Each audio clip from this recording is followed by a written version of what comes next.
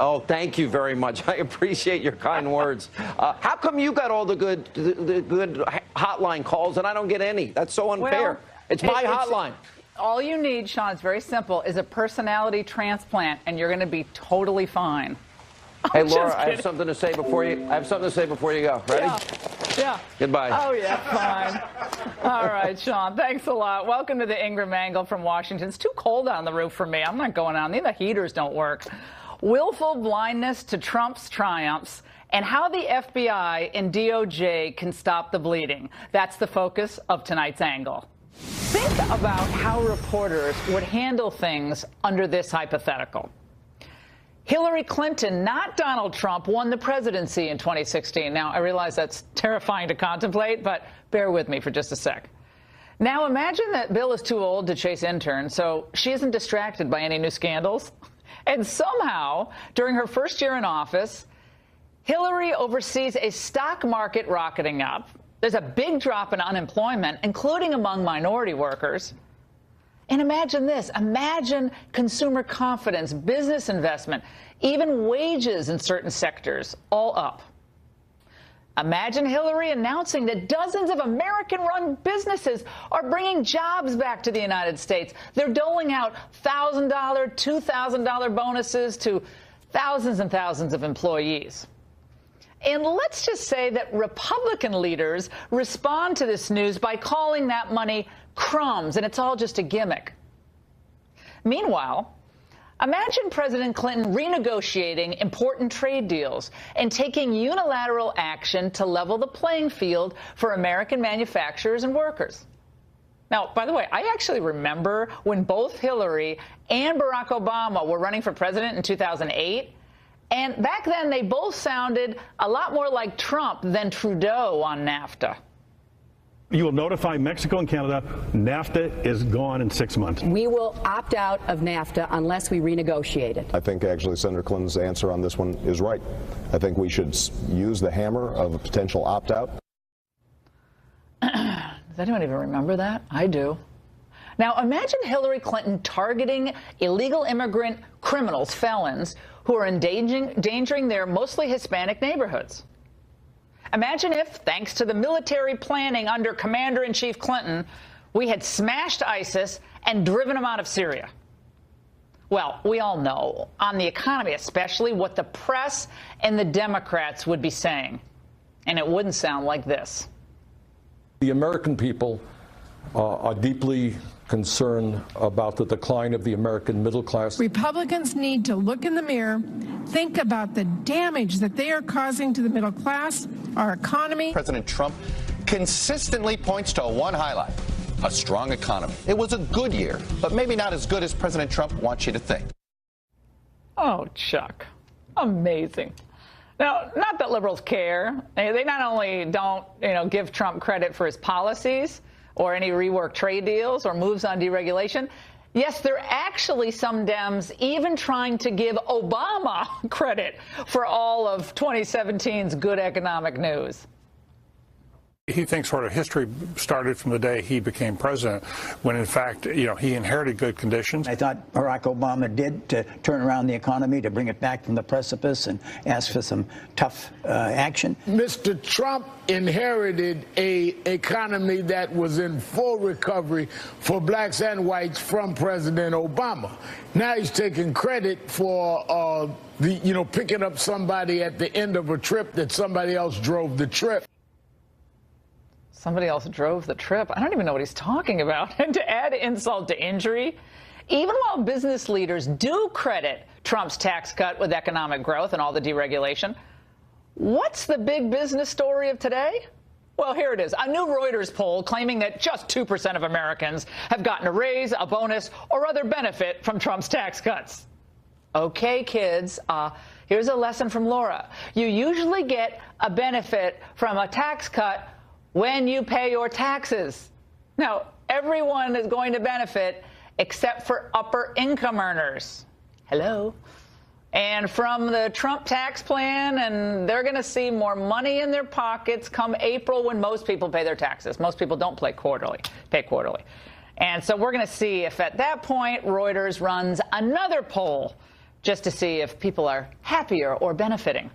Now, a far more telling survey from the National Association of Business Economics finds that companies say sales and profits rose at the end of last year, and nearly half of the respondents say they're now paying more in wages and in salaries to their employees. This is news that we've been waiting for and that will benefit workers long term. It's about time people had a raise.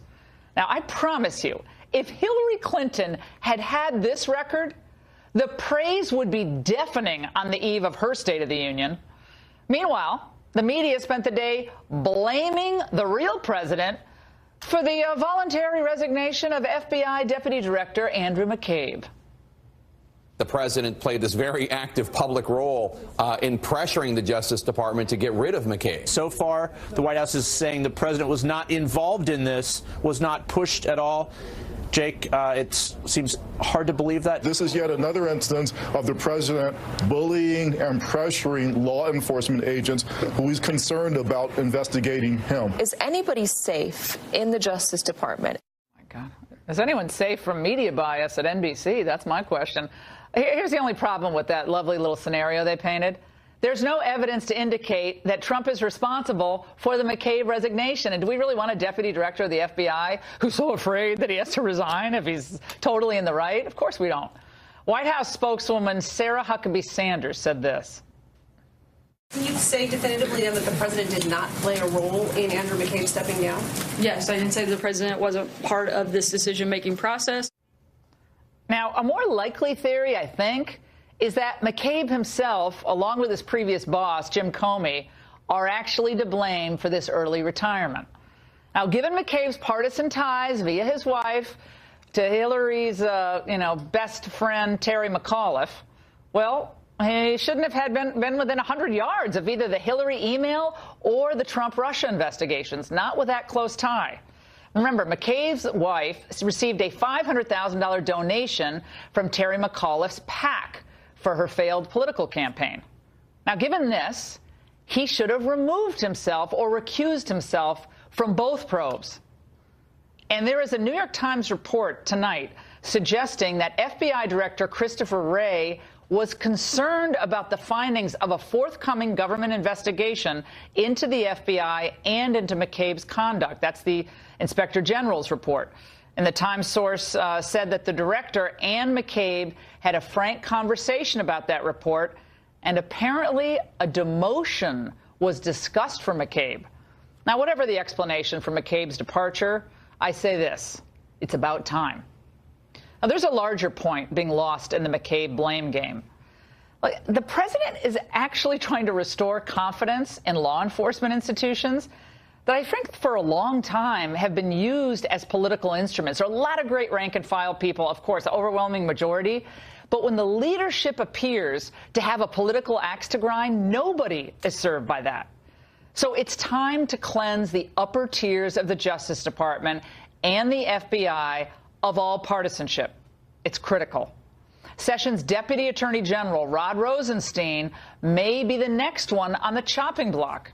He reportedly reviewed and approved that FISA application to surveil the Trump campaign, and we understand it looks like it was based on that phony Clinton-funded Russian dossier. And, of course, anti-Trump partisans, Jeannie Rhee and Andrew Weissman, should be immediately terminated from the investigation as well, before any more damage is done to the credibility of both the FBI and the Justice Department. And that's the angle. Joining us now for reaction from Minneapolis is John Iannarelli. He's a former national spokesperson for the FBI. And here in Washington is Joe DeGenova, a former U.S. attorney for Washington, D.C. Joe, your reaction to the McCabe departure and the media from the moment the story broke on all the other cables and on NBC, CBS, ABC tonight, it was Trump to blame. Well, to blame is McCabe, and to blame is Comey, and everybody else at the senior levels of the FBI. This is quite a disgraceful moment for the Bureau. As someone who has worked with the Bureau for over 30 years, I'm truly saddened by the fall from grace of everybody there. But make no mistake about it, this was a plot to exonerate Hillary Clinton illegally, and then if she lost the election, to frame Donald Trump with an illegal crime.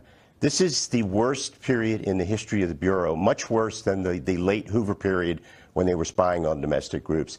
This was the weaponization of the FBI for political purposes by all the people at the upper echelon of the Bureau.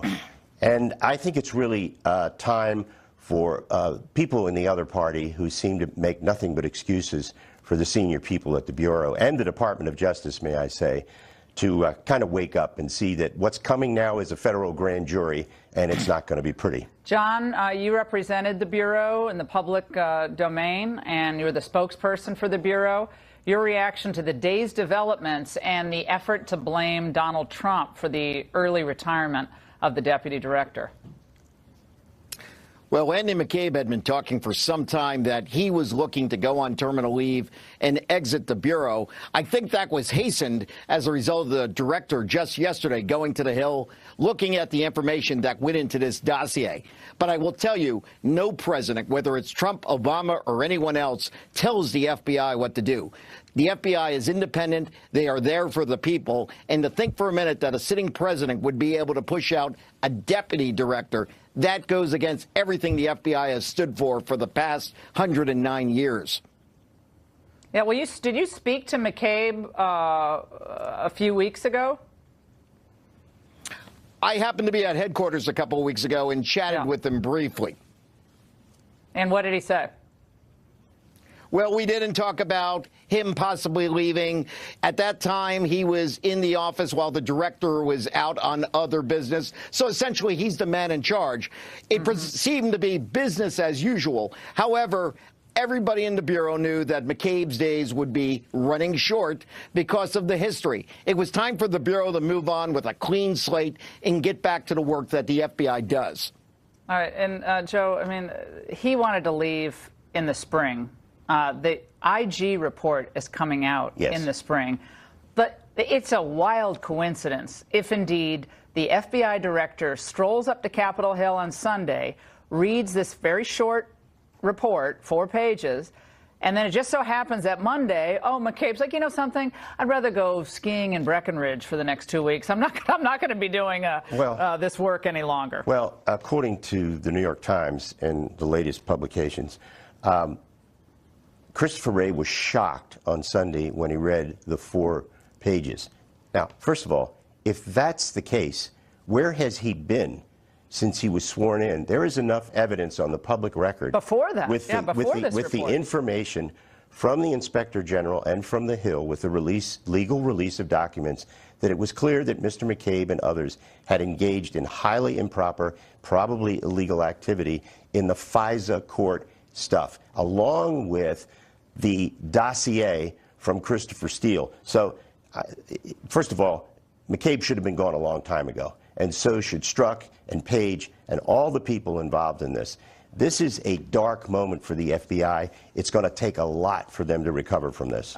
We had Jim Comey tweeting after the McCabe news came out. He's tweeting quite a bit. It's very poetic, his tweets. Yes. He said, Special Agent Andrew McCabe stood tall over the last 8 months. He always makes height references, Comey. I wonder why.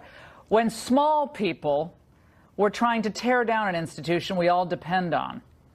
He served with distinction for 2 decades. I wish Andy well. I also wish continued strength for the rest of the FBI. America needs you. John, what do you make of the Comey tweet? Well, small people, I will tell you, tall people. He's 6'8", by the way, Comey. Go ahead. Obviously, McCabe is part of Comey's legacy. Now, Andrew McCabe did a lot of good things in the Bureau during his career, but it doesn't matter. When you're doing something wrong, that is the time that it has to be stopped immediately. I had some very good agents that made an unfortunate mistake along the way, and they were summarily dismissed from the FBI. John, he was the guy to whom Peter Strzok reported, correct? That's how it went down. And McCabe could have, Joe, we're almost out of time. McCabe could have used just one of the regular field office set of investigators to do both the Clinton and the Trump investigation. These are professionals who could run this thing and run it right. He chose to put together this team, correct? Yeah. Not an unfortunate mistake. Comey was a dirty cop, and unfortunately, he dirtied up everybody else around him. All right, gentlemen, we also have a huge development, by the way, in the Russia probe. A House committee, of course, has begun investigating the investigators. Up next, we're going to talk to a congressman who voted tonight to publicly release that memo that could spell big trouble for both the FBI and DOJ. Coming up. Today, a focus on innovation and objections to releasing this classified memo. Adam Schiff, the top-ranking Democrat on the committee, is wasting no time expressing his outrage.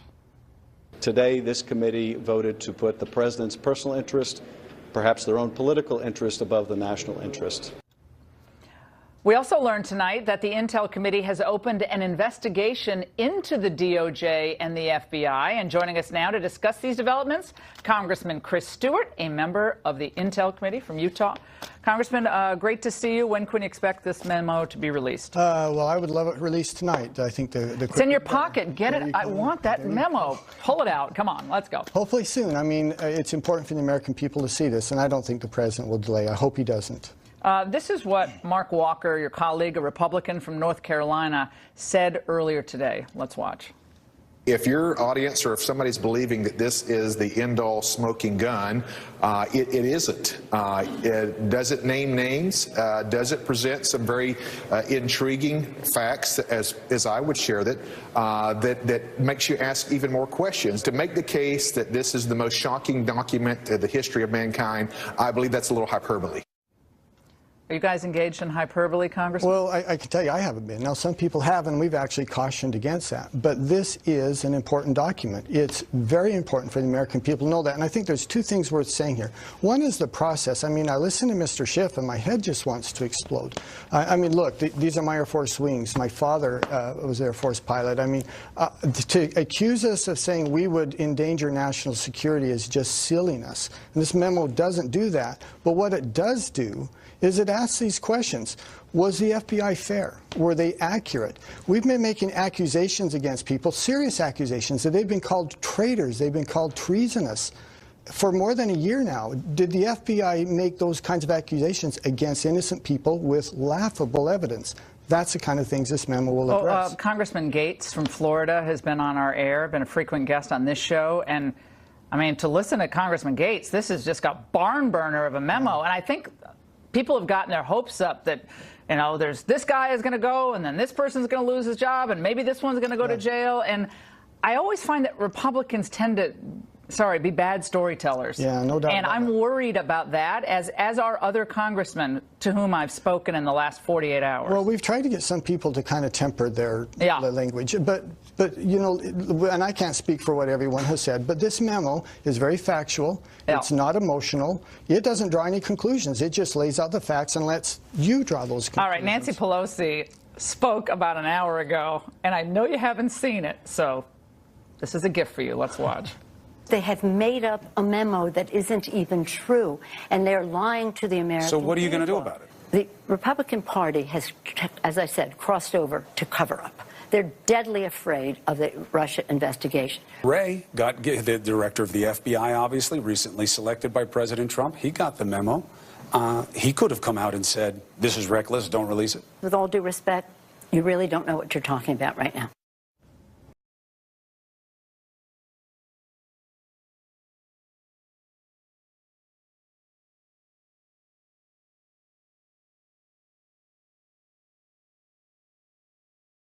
I want to know. But we had members of the Department of Justice over the weekend who were saying it was reckless to release this memo when they had not read it.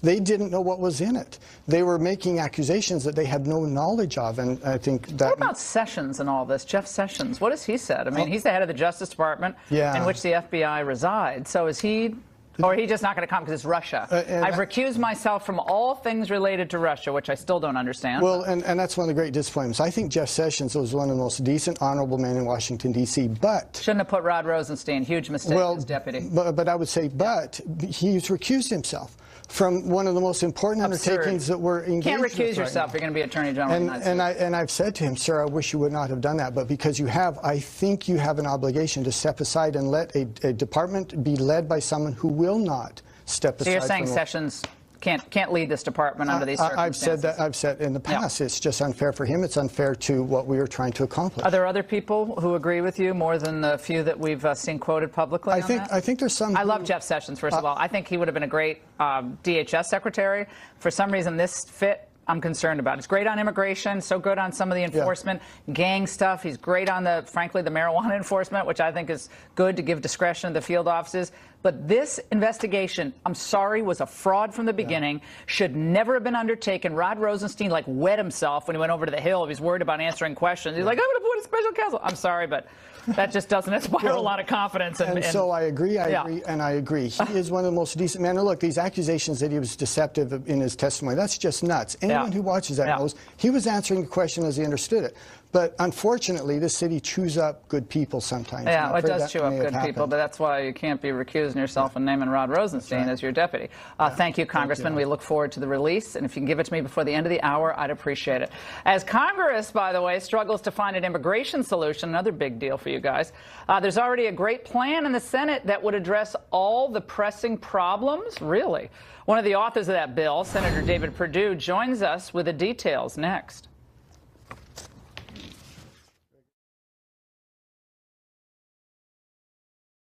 I've been meaning to talk to you. Congress has a March 5th deadline to hammer out an immigration plan before DACA protections expire for about 800,000 of the so-called Dreamers.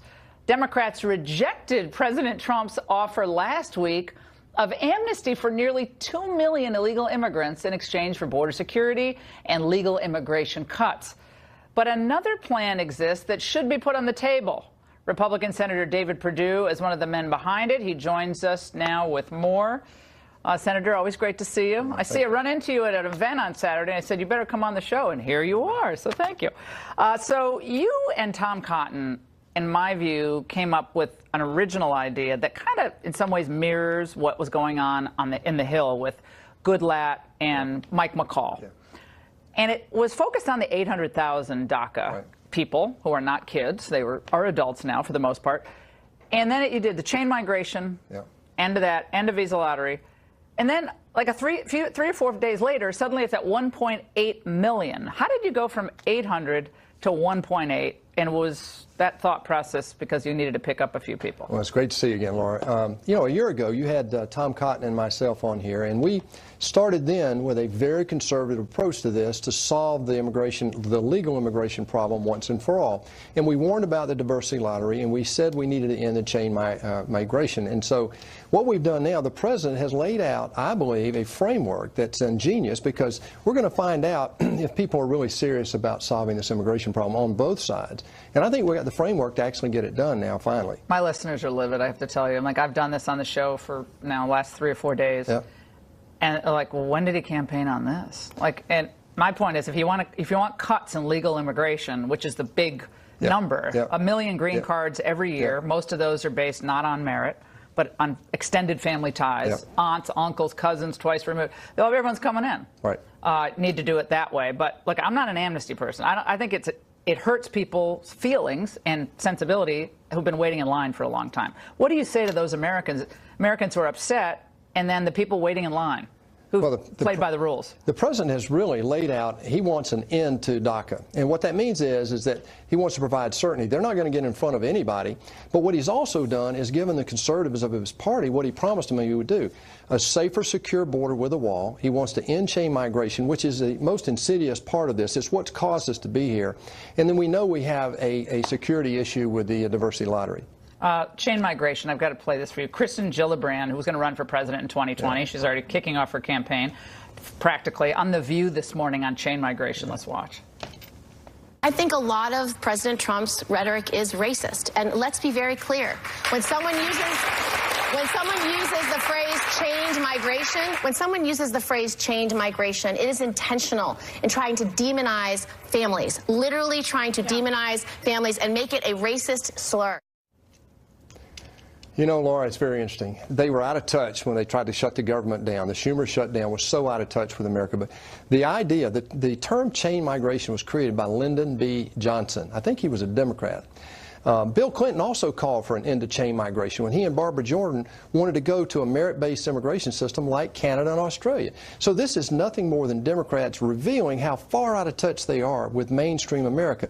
Look, 2/3 of America wants to end chain migration, end the diversity lottery, fix the DACA problem, and build that wall and make our border secure. By the way, she kept saying chained. Yeah. She's changed the term to be an ED at the end of chain. Totally.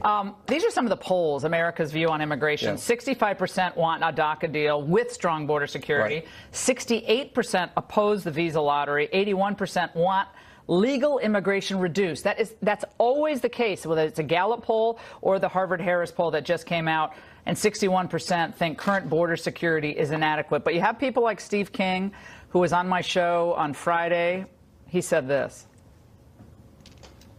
The numbers are just stunning to see that President Trump has proposed 1.8 million amnesty to illegals. I think that this will demoralize so very many of his supporters. And how do we get back now to a place where we need to be with this? Well, the answer is very simple. Keep our eyes focused on the prize, and the prize is to end the problems that got us here in the first place: chain migration, diversity lottery, and that porous border we have with Mexico. And no more amnesties after this? This will be the last one? Well, this is the idea, is to end the creation of the problem that created this crisis in the first place. They're going to make you go up to 3 million, 4 million? Well, I'll say 5 million. Is it going to keep going up? No, but if you do nothing, it's going to be 7 million or more. That's what people don't realize. This is an opportunity to stop this once and for all. You think the Democrats are going to get enough Democrats to support this? Well, we're going to find out, you know, if they're really serious about solving the DACA problem. They don't want to give you a win on DACA, Senator. No. They don't. But we're going to.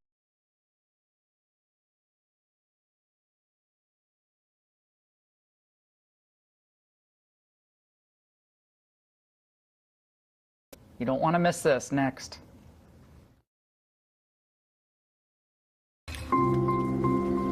I thought I was managing my moderate to severe Crohn's disease. Then I realized something was missing. Me.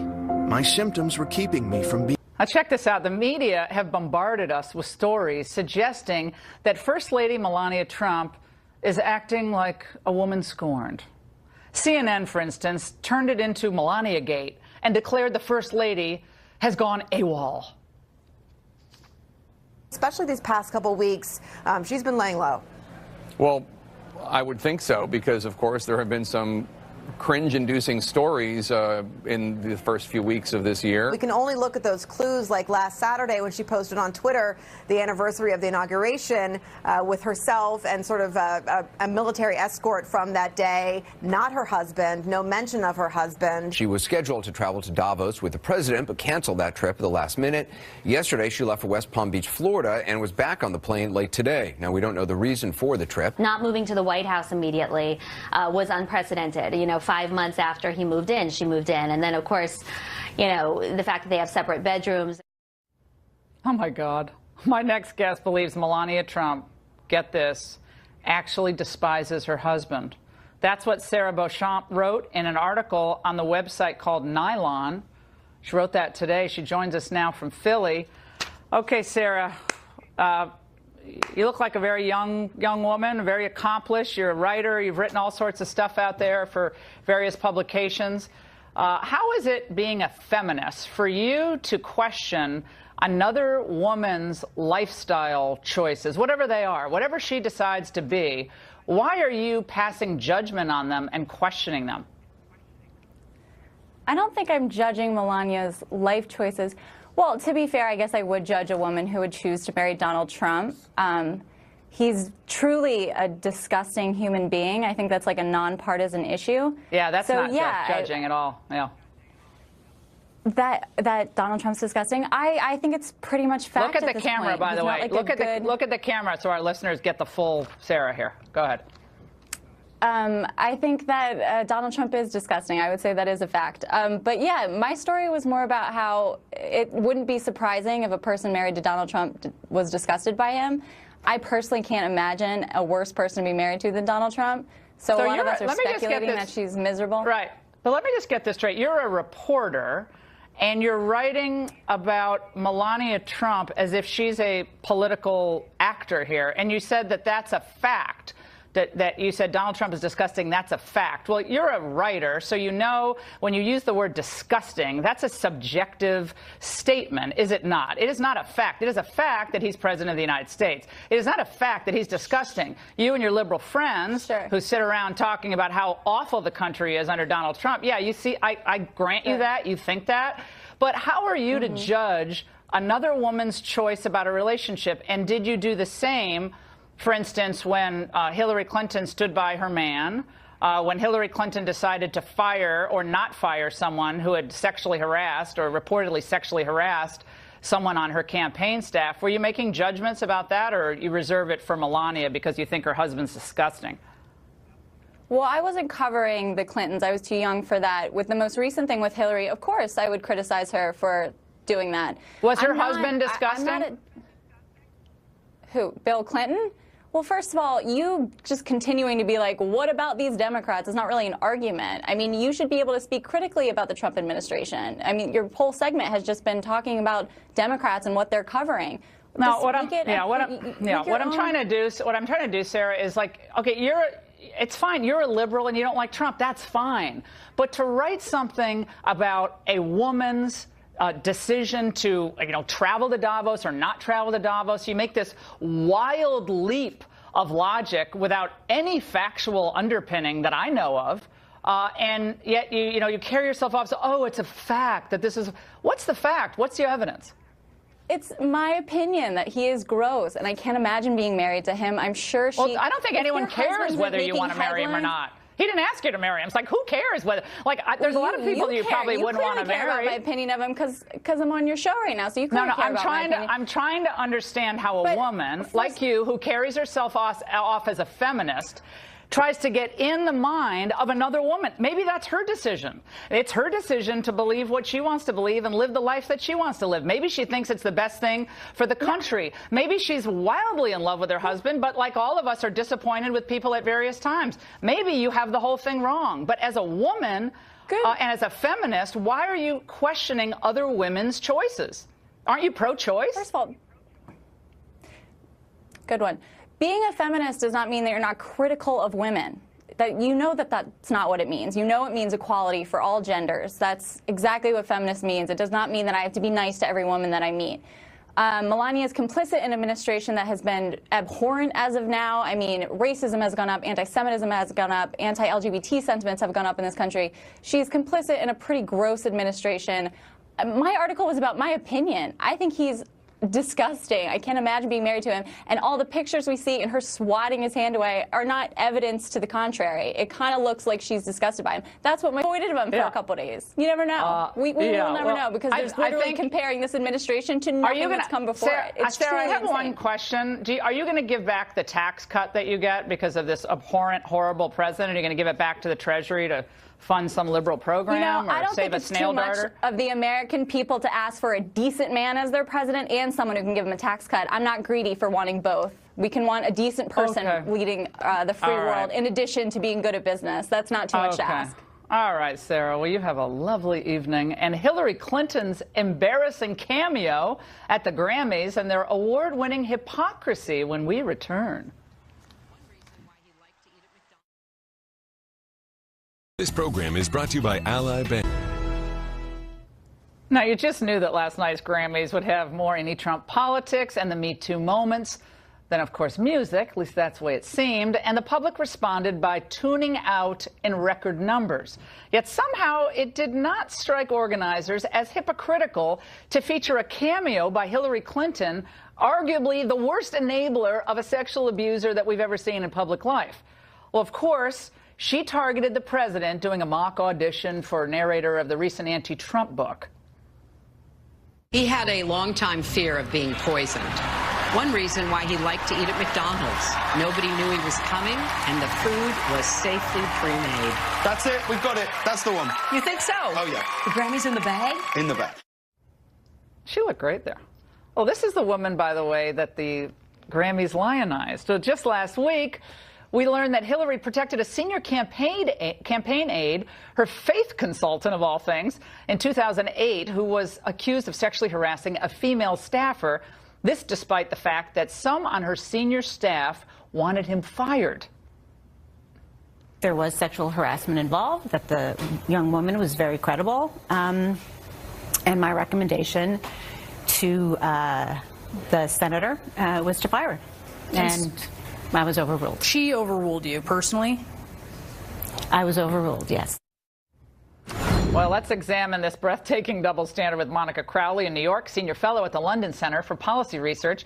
And here in studio with me is Michelle Jawando of the Center for American Progress. Michelle, take it away. It's the Me Too moment at the Grammys and Hillary Clinton, who wouldn't accede to firing a sexual harasser.